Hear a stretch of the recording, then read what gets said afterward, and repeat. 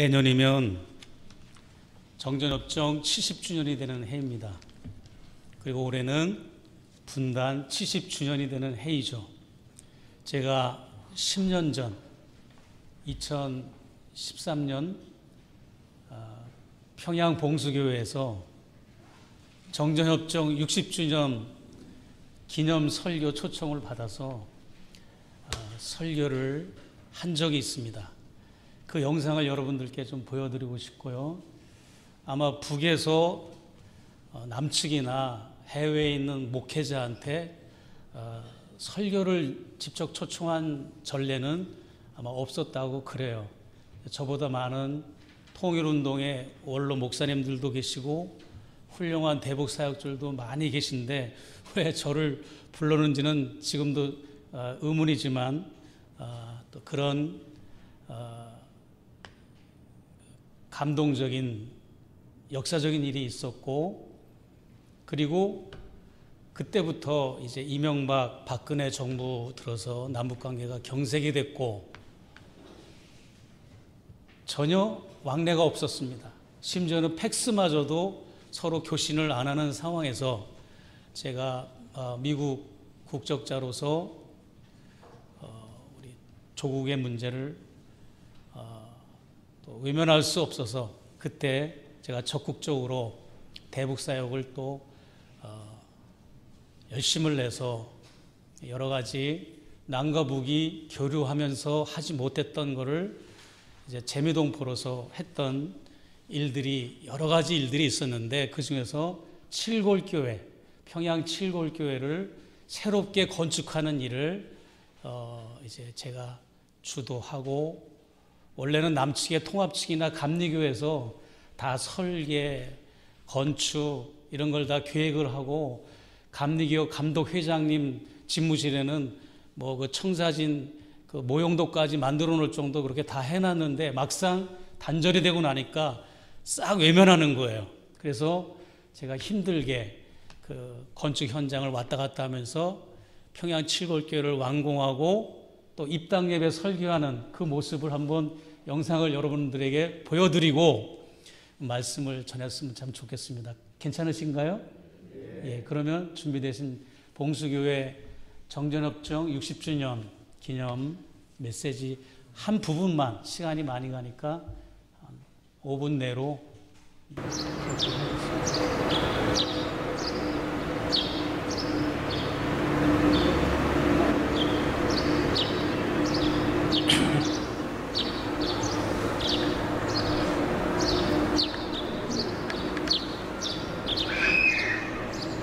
여기가 조구련 청사 본부입니다.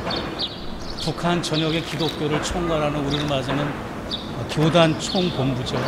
그리고 여기는 에덴 동산이라고 해가지고 저 안에 신학원이 있습니다. 봉수교회는 10시 반에 예배를 드립니다.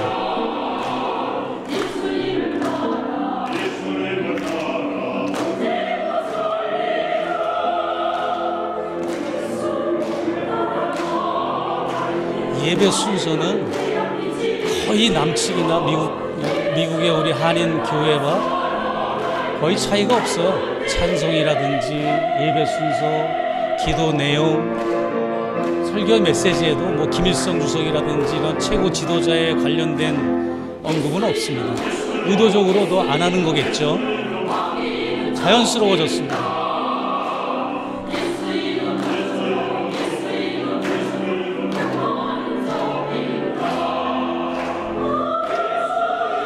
찬양 실력은 거의 뭐 우리 대형교회 아주 프로페셔널한 중창단 성가대원들보다 더 뛰어나면 뛰어났지 뒤지지 않을 정도로 굉장히 음악적 재능들이 좋더라고요. 네.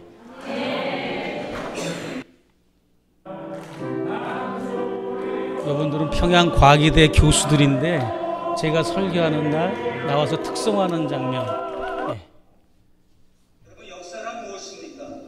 역사란 과거의 이야기를 정확하게 늘어놓는 것이 역사가 아닙니다. 육하원칙에 의해서 언제 무엇을 했고 누가 무엇을 했고 그런 것을 늘어놓는 게 역사가 아니고, 역사란 과거와 현재가 대화를 나누는 것이 역사입니다. 과거의 그 사실이 영국의 에드워드 카의 역사란 무엇인가를 제가 한 겁니다. 평양 한복판에서 영국의 역사학자들의 이야기를 이렇게 마음껏 할 수 있었다는 게 좀 의미가 있고, 사전에 원고를 검열했느냐 그런 거 전혀 없습니다. 제 마음대로 한 겁니다. 절대로 잊어서는 안 되고 끊임없이 그 당시와 지금 여러분의 현장과 대화를 하시면서 우리는 새로운 역사를 하나하나 열어나가야 할 것입니다. 유대인들은 성경을 기록했습니다. 그리고 성경에 등장하는 인물들이 거의 다 유대인들입니다. 이 유대인들은 좀 스페셜, 특별한 역사관을 가지고 있습니다. 어떤 역사관을 가지고 있는가 하면 자기네들도 모세가 홍해바다를 갈랐을 때 그 사건 현장에 있었다고 하는 역사관을 가지고 있습니다. 최근의 얘기입니다. 미국에는 유대인들이 많이 살고 있습니다. 로스앤젤레스에는. 이렇게 대화를 하다 보면 자기네들도 아까 우리 목사님의 설교 제목처럼 아론과 훌이 모세가 지팡이를 들었을 때 그 현장에 있었다는 것이고, 홍해바다를 갈랐을 때 그 현장에 있었다는 거예요. 지금 현재 이 시대를 살고 있는 젊은 사람들이. 그래서 네가 나이가 지금 50도 안 되고 40도 안 되는데 어떻게 몇천 년 전에 그 현장에 있었느냐라고 물어보면 옷깃을 여미면서 하는 말이, 우리는 우리 조상들의 허리에서 그 역사의 현장을 보았습니다라고 말을 하는 것입니다. 지금 저의 경우로 말하자면 제가 이순신 장군 거북선으로 외놈을 물리쳤을 때 그 현장에 있었다고 얘기하는 것과 똑같은 것이고, 또 세종대왕이 한글을 만들었을 때 제가 그 역사의 현장에 있었다는 그 말과 똑같은 경우입니다. 여러분, 제가 이제 50대 초반인데 제가 세종대왕과 함께 있었다고 말을 한다면 여러분이 저보고 미쳤다고 얘기할 것입니다. 그러나 유대인들은 분명히 조상의 허리에서, 조상의 허리라고 하는 것은 자기 조상의 남자의 아기씨, 남자의 정자를 상징하는 것입니다. 즉 그 조상들의 현장에서 조상들의 생식기를 통해서 그 현장을 다 목도했다는 것입니다. 잊지 않고 있다는 것입니다. 다음 한번 보여주시죠. 중간에 시켜주시죠. 많이 가니까. 핍박을 받은 민족. 칠골교회 그 공사 현장.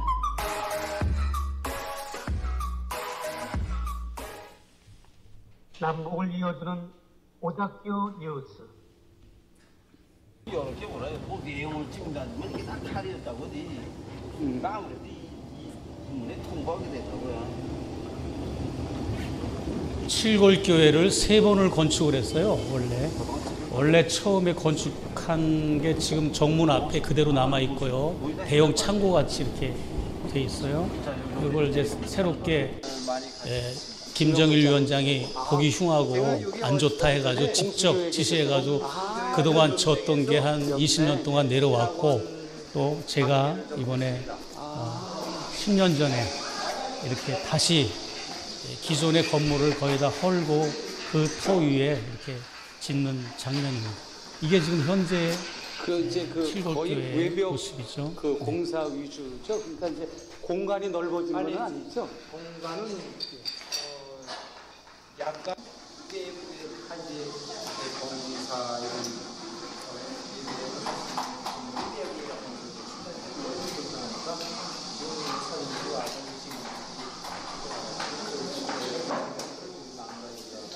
요건가요? 이쪽 양옆으로 이쪽으로 양옆으로 나가서 위생실을 여기다 네, 여기는 위생실 남자 여자 따로 이렇게 달라졌습니다.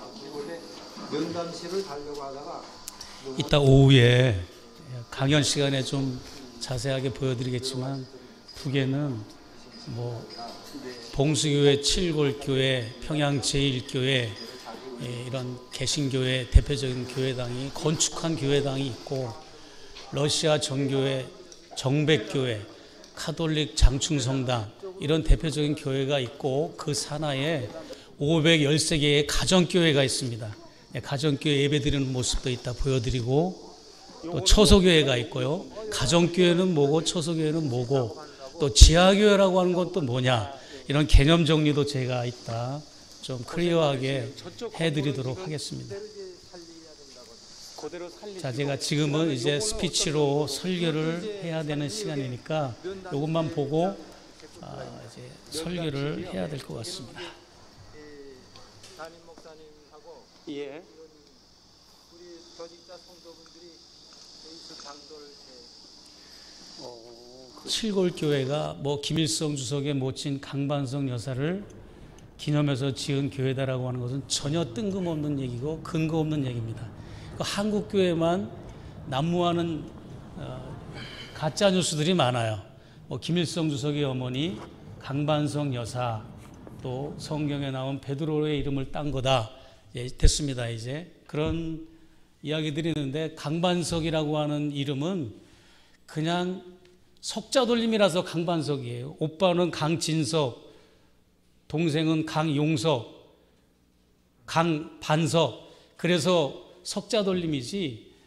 그 다음에 이게 성경이 평양에 들어오고 처음에 조선 땅에 들어오고 강반석 여사가 태어나는 그 타이밍이 아이들을 낳았을 때 뭐 에스더로 짓고 마리아로 짓고 드보라로 짓고 이런 시대는 아닙니다. 그렇기 때문에 또 여잔데 강반석 여사가 여잔데 왜 베드로라고 짓겠어요? 마리아나 에스더나 드보라 이런 이름을 짓겠죠. 그런 것들도 제가 많이 바로잡아 드리죠, 강연하는 시간에.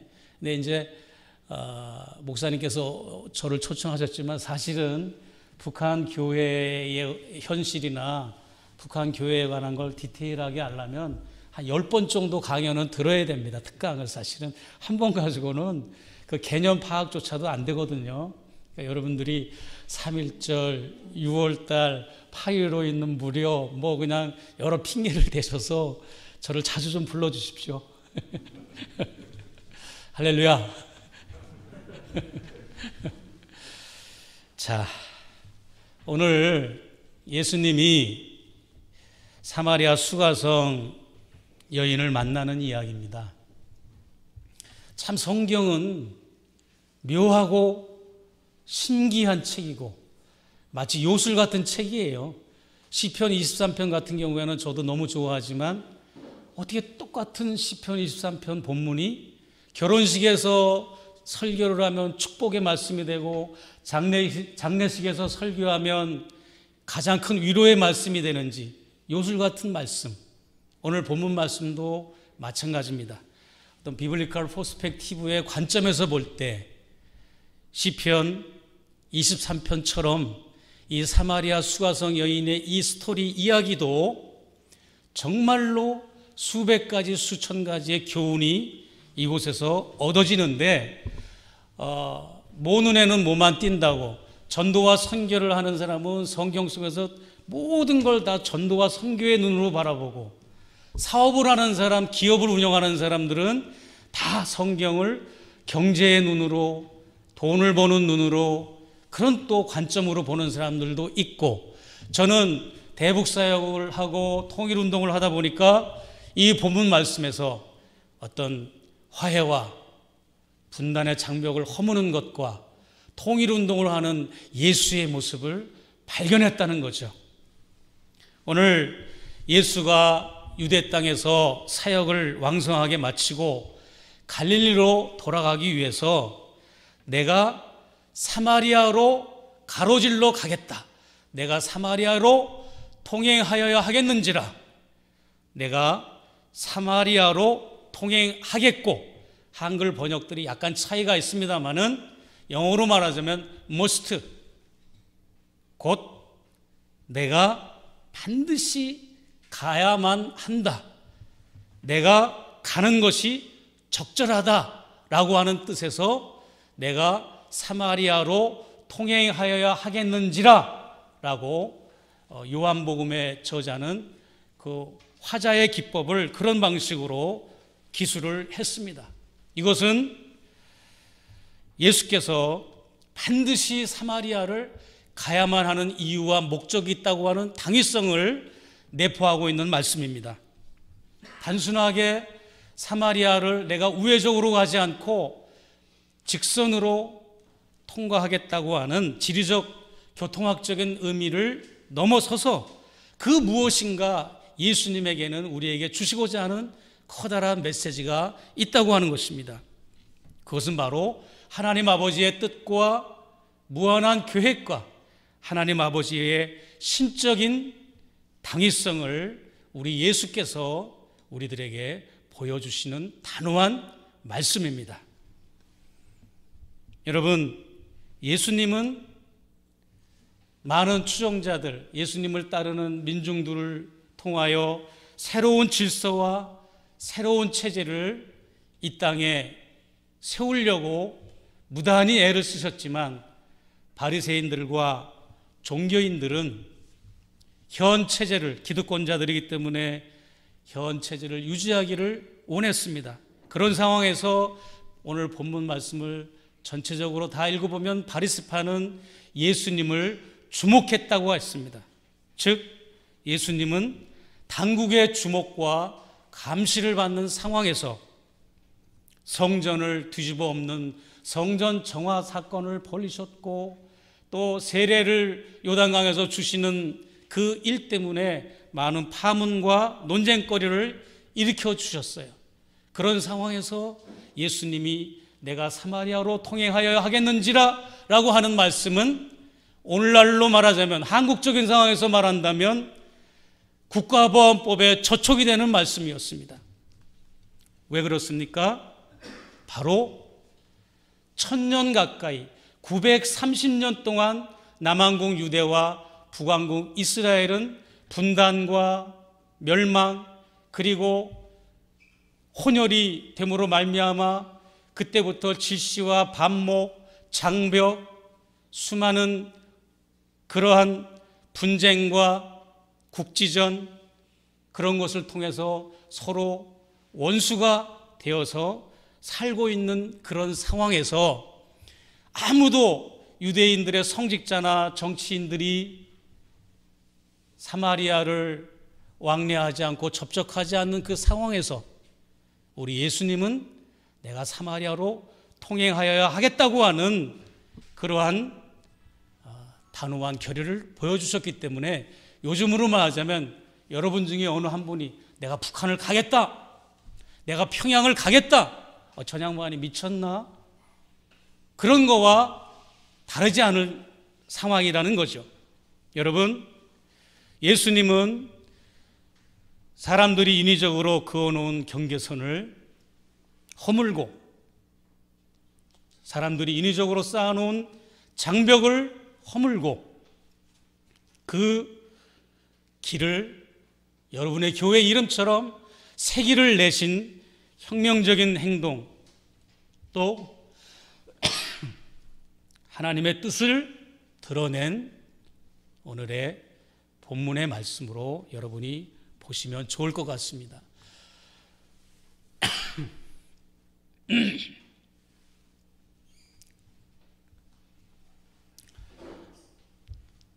아까도 말씀드렸지만 1000년 가까이, 931년 가까이 남한국 유대와 북한국 이스라엘은 감정의 골이 역사적으로 거슬러 올라갈 수가 있습니다. 솔로몬, 그 유명한 솔로몬의 아들 르호보암 때 드디어 우리 남한과 북한이 77년 전에 1945년 지금으로부터 77년 전에 분단된 것처럼 남한국 유대와 북한국 이스라엘은, 여러분들도 성경 공부하시면서 헷갈리실 거예요. 도대체 유대 민족은 뭐고 이스라엘 민족은 뭔가, 남한국 유다는 뭐고 북한국 이스라엘은 뭔가, 그 사람이 그 사람이고 그 놈이 그 놈인 것 같은데 도대체 역사적 상황, 정치적 상황을 이해할 수가 없단 말이야 라고 하는 것은 바로 이 이유 때문인 겁니다. 바로 르호보암 왕 때 남한국 유대와 북한국 이스라엘이 분단이 됐어요. 그리고 분단이 되니까 아시리아 제국이 북한국 이스라엘을 멸망을 시켰어요. 그리고 그 아시리아는 5개 부족의 주민들을 이끌고 식민지 정책을 통해서 그들을 사마리아로 이주시키면서 사마리아 사람들과 서로 몸을 섞고 피를 섞고 혼음을 하고 해서 혼혈이 되고 말았다는 것이죠. 이렇게 해서 혈통이라고 하면 목숨보다 중히 여기는 이 유대인들은 사마리아 사람들을 그때부터 짐승 취급을 하고 자기들의 민족으로 인정하지 않고 배타적인 그런 대상으로 여기면서 반목과 질시를 시작했던 것이죠.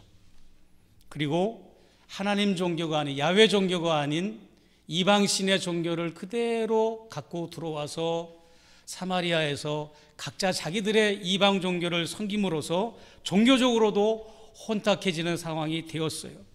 더구나 바벨론 제국에 의해서 나머지 하나 있었던 남왕국 유다까지도 이제 멸망을 당하고, 남왕국 유다는 포로로 끌려가서 70년 동안 고생을 하고 포로 생활을 마치고 다시 예루살렘으로 돌아와서 성을 복구하고 있었는데, 그 성을 복구하고 있는 그 유다를 도와주지를 못할 망정 사마리아 사람들은 그것을 방해하고 회방을 놀았습니다.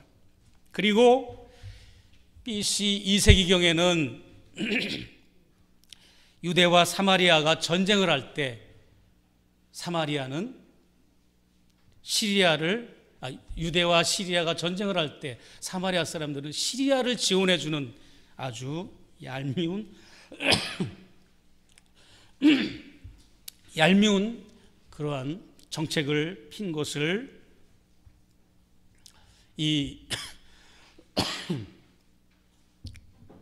죄송합니다.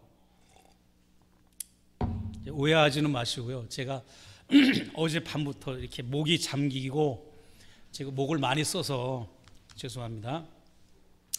그렇기 때문에 유대 국가가 사마리아 사람들을 좋아할 리가 없죠.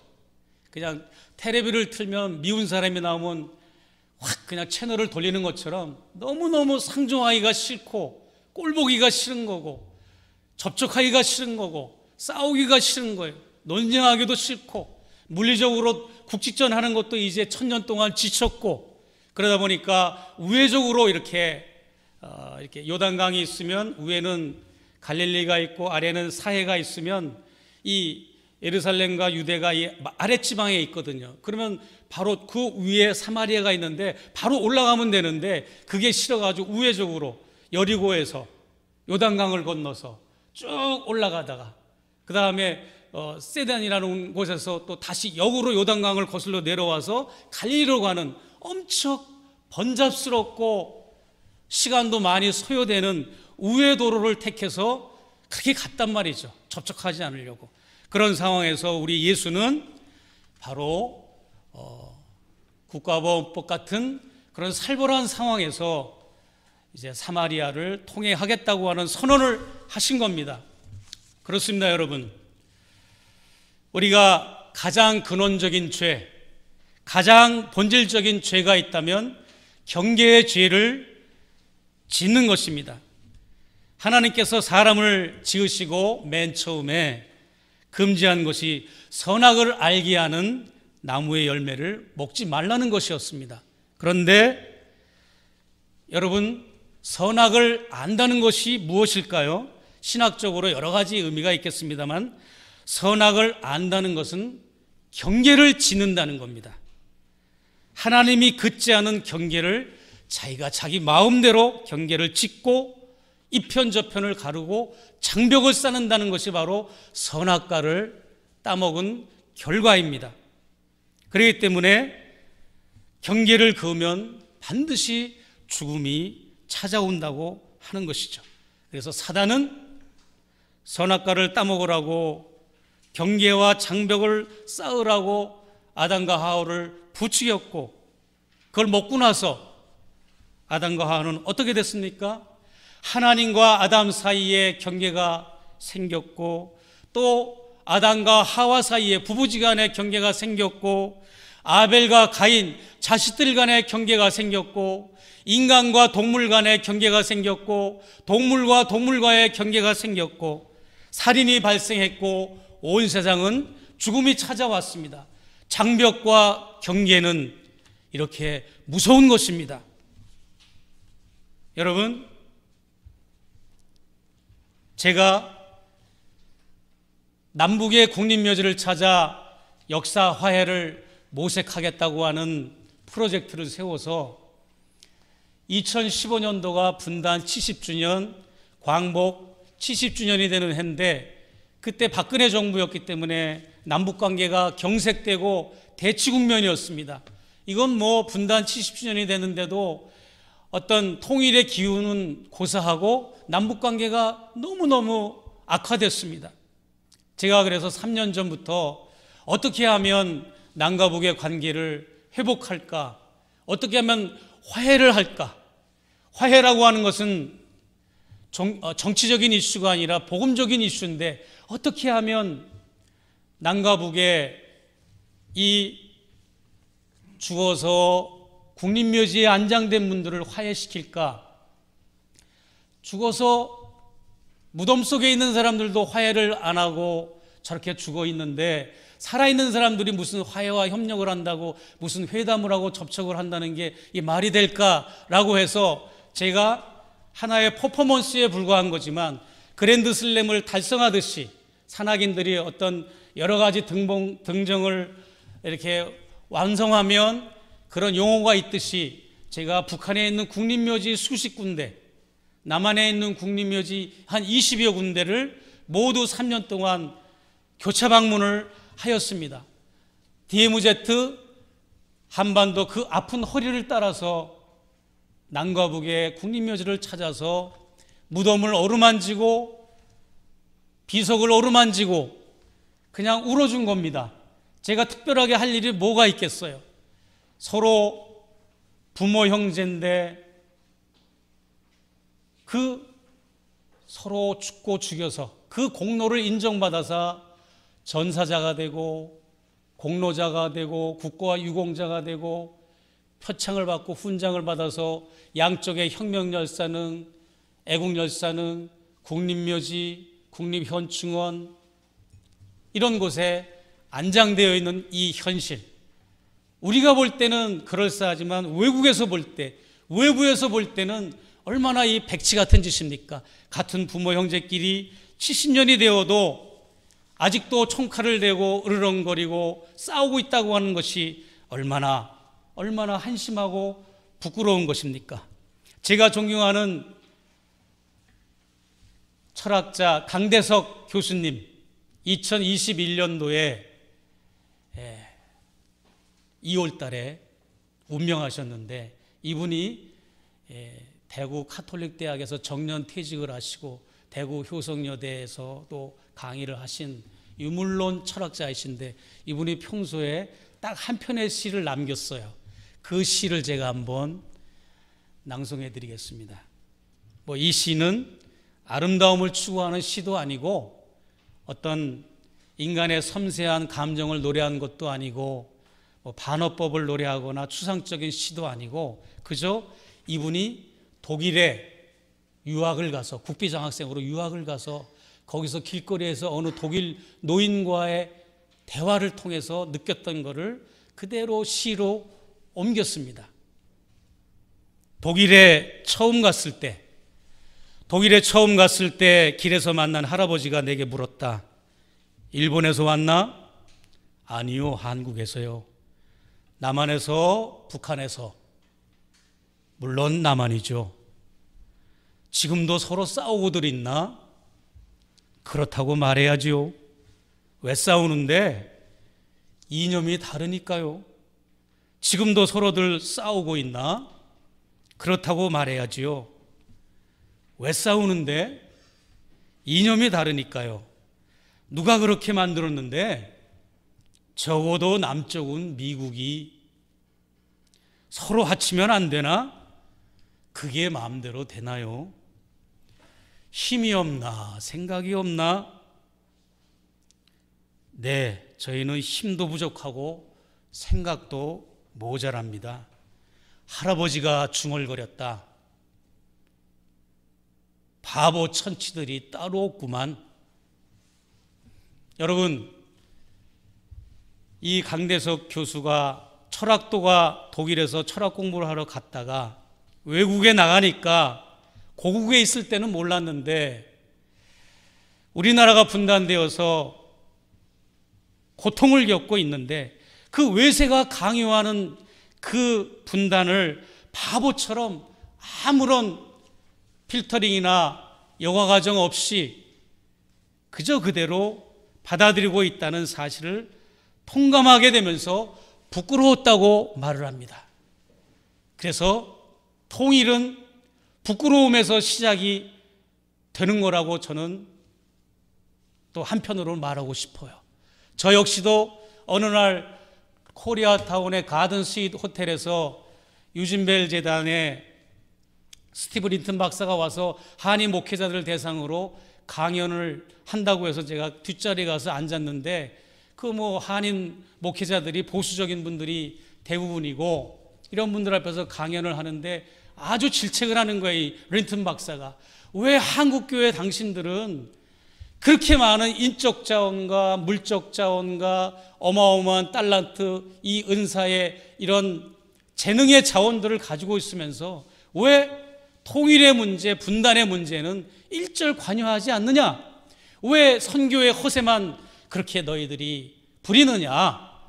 세계 선교다, 해외 선교다, 국제 선교다, 글로벌 선교다, 이 선교에만 열중을 하고 이 통일의 문제, 분단의 문제는 오히려 우리 같은 사람한테만 떠넘기고 우리가 무슨 죄가 있습니까? 왜 당신들이 해야 할 일을 우리가 합니까? 나는 결핵퇴치 운동하고 약을 지원해주고 가끔 미숫가루 전달해주고 식량 지원해주는 이런 일은 내가 구호기관이기 때문에 하는 거지만 당신들은 왜 그런 일조차도 우리한테 떠넘깁니까? 라고 막 신랄하게 비난을 하는 걸 보고 내가 얼굴이 화끈거렸습니다.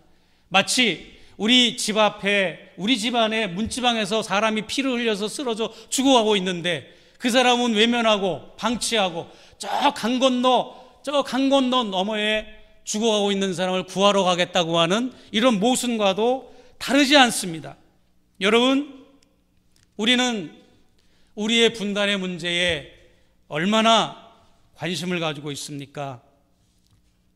여러분, 우리는 얼마나 예수님처럼 장벽과 장애와 경계의 선을 헐려고 우리가 얼마나 노력을 해왔습니까? 저는 이 국립묘지를 탐방하면서 어마어마한 세력들에게 공격을 받았어요. 북에서는 북대로 공격을 받고 남에서는 남대로 공격을 받고 그러는 거예요. 북에서 목사님 어떻게 남북의 국립묘지를 왔다 갔다 하시는 건 좋은데 어떻게 그게 역사화해가 모색이 되겠습니까? 남조선은 친일파들이고 우리 항일 투사들을 잡아들이는 토벌대고 만주군들이고 일본 천황의 황군들이고 천황의 황군들이라고는 국민의 군대가 아니잖아요. 우리 같은 대한민국 국군 국민의 군대 같은 게 아니라 황제를 위한 천황을 위한 군대잖아요. 황군의 장교들이고 그런 사람들인데 우리는 항일 투쟁을 하는 사람들인데 어떻게 그 사람들하고 우리하고 똑같이 교류를 하고 인정을 하고 하겠다고 하는 것입니까? 항의를 하고 남측은 남측대로 또 항의를 하는 거예요. 이 이념의 경계선을 넘나드는 것이 쉬운 게 아닙니다. 그러나 나는 이 오늘 본문의 말씀을 의지하고 이 본문의 말씀은 저에게 통일운동과 대북사역의 에너지가 되고 근간이 되는 말씀입니다. 예수님은 1000년 동안 얽히고 설킨 이 역사적인 문제와 민족의 문제를, 지역적인 문제를, 민족의 감성과 이성의 문제를 그걸 풀려고 온몸을 던져서 이렇게 사마리아 수가성을 찾아가서 이름 없는 여인을 만나서 그 여인의 개인적인 문제와 인생의 문제와 종교적인 문제, 정치적인 문제를 다 해결해 주니까 그 사람이 물동이를 버려두고 동네에 내려가서 마을 사람들을 복음화시키고 그래서 사마리아가 비블리컬 퍼스펙티브의 상상의 나라를 펴면 아마 사마리아가 다 복음화됐을 것 같아요. 그런 역사를 이루지 않았습니까? 그것이 예수의 방법이고 그것이 하나님의 방법입니다. 여러분, 남측의 국립묘지를 돌아보면 더욱더 기가 막힙니다. 남측의 국립묘지에는 양지 바른 곳에 동작동 현충원은 국방부에서 관리를 하고 똑같은 현충원이라도 정부 부처가 다르더만요. 대전 현충원은 보훈처에서 관리를 하는데 양지 바른 곳에 친일파 장군들, 친일파 인사들이 묻혀져 있고 백봉 김구 선생이나 삼의사, 안중근 의사, 윤봉길, 윤봉창 의사 이런 분들은 용산구에서 관리하는 효창공원에 묻혀 있고 유관순 열사나 도산 안창원 선생이나 이 어마어마한 항일투사들, 독립운동가들은 망우리 공동묘지 부근에 수백 구가 묻혀 있고 수유리 삼각산 부근에 4.19 묘지 부근에는 또 독립군 우리 운동한 분들의 묘지가 흩어져 있고 충북 제천에 또 묻혀 있고 대구에 묻혀져 있고 그래가지고 내가 이걸 통일뉴스에 인터넷에 기고를 하니까 국가보훈처에서 2번이나 직원들이 상담을 먼저 요청했어요. 고무적인 일이죠. 뭔가 자문을 구하겠다고. 그래가지고 내가 조목조목 지적을 했습니다. 이게 이런 모순이 어디 있느냐. 그러면서 지적을 하고 컨설팅을 해줬더니 지금 대구에 가면 대구 신암공원이라고 하는 곳이 있는데 대구 신암 선열공원이 국립묘지로 승격이 됐습니다. 이제 우리는 앞으로 그런 식으로 더 우리 진짜 항일투쟁을 하고 독립운동을 하신 분들이 인정을 받고 친일파들은 부끄러워서 이장을 하거나 파묘를 하거나 또 다른 방법으로 우리가 역사적 청산을 해서 국립묘지를 재구조하는 날이 돌아와야 된다고 생각을 합니다. 이런 것도 하나의 우리 기독교회가 저와 여러분이 깨어있는 시민들이 해야 할 예수를 따르는 사람들이 해야 할 그런 역사의 선지자적인 사명이라고 저는 생각을 합니다. 어느 정도 우리나라가 그동안 70년 동안 군사적으로도 많이 힘들었는가 하면 이종찬 선생이라고 김대중 정부 시절에 국정원장을 지낸 이회영 독립운동가의 자손이죠. 이분이 육군사관학교를 진학을 하려고 인터뷰 면접을 보는데 면접관 장성들이 다리를 꼬고 앉아가지고 하는 말이 네 집안에 독립운동가 나부랭이들이 있다면서 하면서 이렇게 서류를 넘기면서 비아냥거리다 합니다. 여러분, 그게 현실입니다.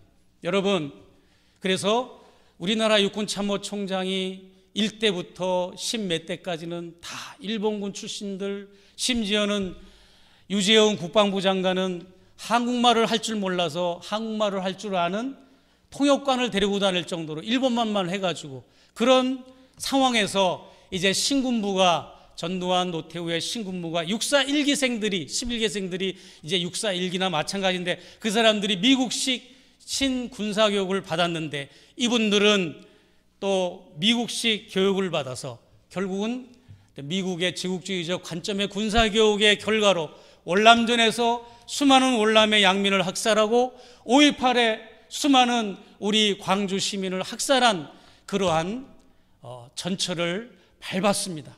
신군부는 신군부대로, 구군부는 구군부대로 우리의 이 역사가 이처럼 피비린내 나는 모순의 역사를 살아왔던 거죠. 부끄러워해야 합니다. 우리 분단의 고착을 모르고 눈 감은 지식인들, 우리는 부끄러워해야 합니다. 부역의 정치를 하는 사람들도 공무원, 국회의원, 위정자들 부끄러워해야 합니다. 여러분, 우리 대통령도 무조건 저는 대통령을 비난하고 싶지는 않습니다. 그러나 대한민국 대통령은 주권국가의 대통령입니다. 그런 대통령이 미군 부대 13번 게이트로 출근을 하고 퇴근을 하는 이 모순, 이것을 어떻게 우리가 해석을 해야 되겠습니까? 여러분, 그 안에 들어가면 제가 살고 있는 곳이 로스앤젤레스 캘리포니아인데 저희 집 우편번호 집 코드가 90057입니다. 근데 이 용산과 평택과 동두천, 대한민국의 87곳의 모든 미군 캠프와 미군 부대 시설의 주소는 캘리포니아의 어떤 샌프란시스코나 로스앤젤레스나 이런 캘리포니아의 주소지로 되어 있고, 이것은 단순하게 행정적으로만 캘리포니아 주소가 아니라 법적으로도 부동산적으로도 주소입니다. 그래서 제가 미국에 사니까 유학생들을 자주 접촉하잖아요. 미국에 사는 유학생들이 한국에 자기 부모님들한테 소포를 보내려면 용산 미군 기지로 보냈다고요. 이 소포를 찾아갈 때 부모님들 보고 용산 미군 부대 우체국에 가서 찾아가라, 포스트 오피스 가서. 그러면은 같은 캘리포니아 안에서 우편물을 보내는 그 가뿐히 비용이 안 들었거든요. 그 정도로 한국에 있는 미군 부대는 미국의 영토입니다. 이곳에 대통령실을 마련해서 직무를 본다는 것은 주권 국가의 주체성과 자주성을 내팽개치고 미국의 치마폭에 숨어서 호전적으로 우리 정치를 하겠다고 하는 상징성이 있는 것입니다. 그렇기 때문에 여러분, 이제 시간이 많이 됐기 때문에 우리는 오늘날 우리가 6.25를 맞이해서, 또 지난주 6.15를 맞이해서, 또 6.25 전쟁을 또 앞두고 우리는 어떻게 살아야 참된 그리스도인으로서 살아야 될 수 있을까? 자주와 주권과 주체를 지킬 수 있는 그리스도인이 되어야 한다. 교회는 주체라는 말만 쓰면 경기를 일으킵니다. 왜? 북한에서 주체라는 말을 이미 쓰고 있기 때문에. 그러나 여러분,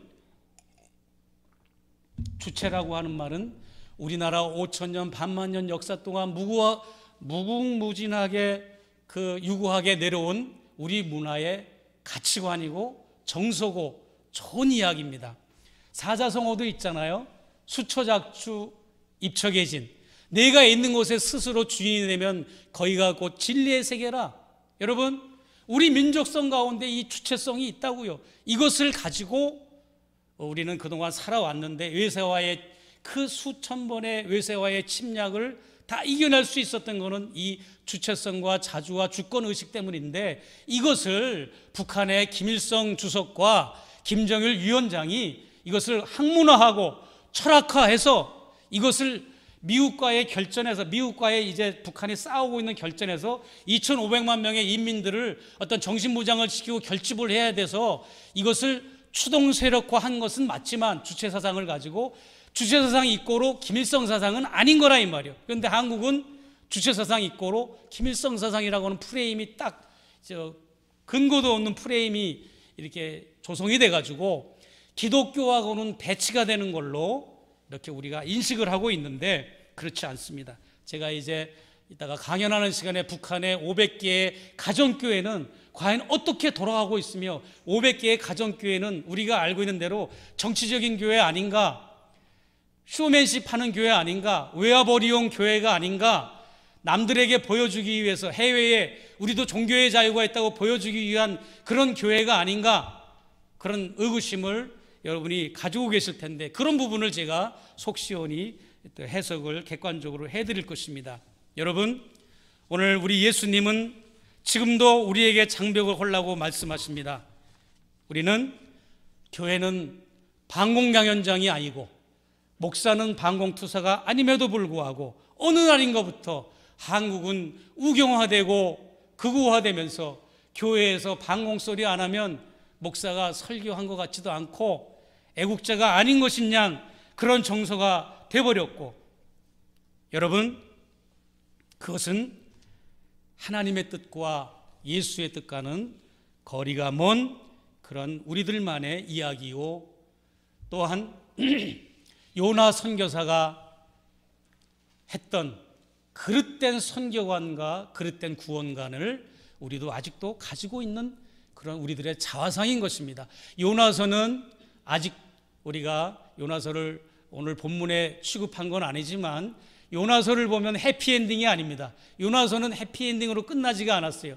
그냥 요나는 선교사로 파송이 됐으면서도 불구하고 바로 하나님의 뜻과 배치되는 자기가 선교할 대상의 민족이 망하기만을 바라고 박농쿨 아래서 팔짱을 끼고 불벼락을 때리지 않나 내려다보는 그런 모습의 심보가 바로 요나의 심보였던 것처럼 오늘날에 우리도 입으로는 통일을 부르짖고 우리의 소원을 노래를 하지만 속으로는 북한이 멸망하기를 바라고 북한이 붕괴되기를 바라는 이러한 모습이 바로 우리들의 모습은 아니었는가 한번 되돌아보는 저와 여러분이 됐으면 좋겠습니다. 기도하겠습니다.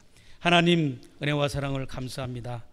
오늘 예수님께서 사마리아 수가성 여인을 만나고자 1000년 동안 얽히고 설키고 갈등과 분단과 고립과 제재를 서로 상대들에게 가하며 반목과 질시로 서로 원수처럼 지낸 그러한 금단의 지역을 용기 있게 방문하셨던 것처럼 우리 모두가 남북 통일 문제, 조국 통일 문제에 그와 같은 용기와 결단을 우리에게도 허락하여 주시옵소서. 예수님 이름으로 기도드리옵나이다. 아멘.